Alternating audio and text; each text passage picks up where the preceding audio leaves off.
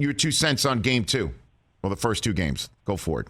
Well, I think that the Golden State Warriors could have easily been up 2-0 in this series. They've had some big-time moments, particularly in the third quarter of each game. Unfortunately, they fell apart in game 1. Was up 15 and ended up being down 15. Tremendous turnaround by the Boston Celtics. Game 2, that did not happen. They recognized that their backs are against the wall. Boston Celtics, you can't go down 0-2 to the Boston Celtics and expect to win a series against them because they're not going to lose 4 and 5 games. They haven't lost back-to-back games in the postseason yet. And so when you look at it from that perspective, there was an elevated level of urgency. Draymond Green played like that, antagonizing folks the way that he did and being as ferocious on defense as he's ever been. Steph Curry did his thing. Jordan Poole came off the bench and helped.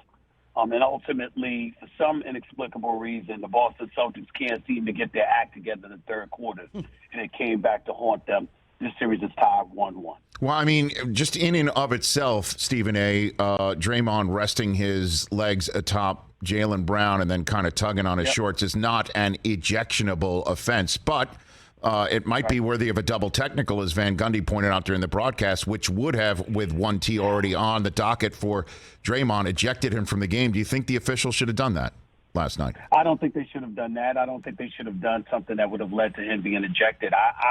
I'm not only am resistant to it, I abhor this thought process that we're supposed to avoid and ignore the actual moment that we're in. This is not a regular season game.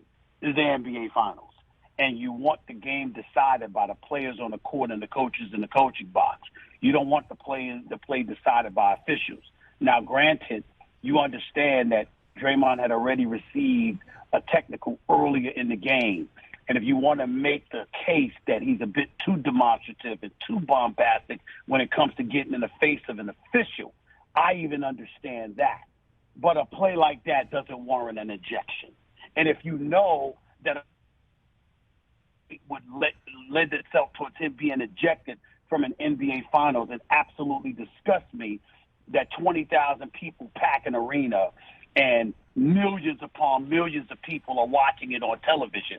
And we just want to ignore that because that play customarily would warrant a technical foul. And we're just going to ignore the fact that it would lead to an ejection in an NBA Finals game.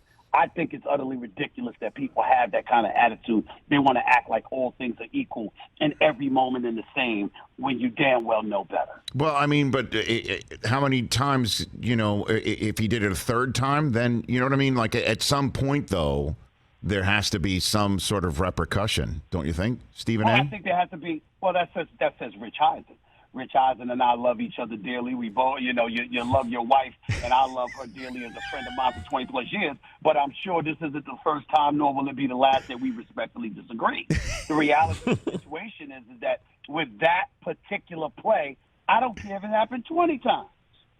It doesn't warrant, to me, an ejection. If you gave me the same scenario with the same exact play that took place, I'm more receptive to a referee saying, all right, I've had enough because you're constantly screaming in my face, rubbing your body up against mine, and imploring me to see things the way that you see it, and you won't stop. To me, that warrants more of an ejection than the actual play against Jaylen Brown. What do you think Money Green meant at the end of his press conference last night, that the Celtics are who we thought they were? He pulled Money Green pulled a Denny Green last night, Stephen A. What do you think? What do you think he meant by that? I don't know how wide that is. I don't know that wide that is, because let me tell you something right now. Jason Tatum is the star of this league. He hasn't played like one as of yet, but he is. Jaylen Brown is a star as well. This brother can play some basketball, and their defense is real. It's not fake. It's not phony. It's a legit elite defense in the National Basketball Association. So if he said that about a team that simply tried to outscore the Golden State Warriors and didn't take defensive prowess into account, I get where he's coming from. But Boston has lockdown capability. And when you consider the way they have Klay Thompson struggling, that with the exception of Jordan Poole getting off in the third quarter, they've held him in check, and they certainly haven't allowed Draymond Green to be some offensive juggernaut. I think it's kind of dangerous for him to say that, but he is a three-time champion. This is his sixth appearance in an NBA Finals. If anybody has earned the right to display such bravado, it's him. Hey, you watched all the way to the end. Thanks for that. Watch more right here.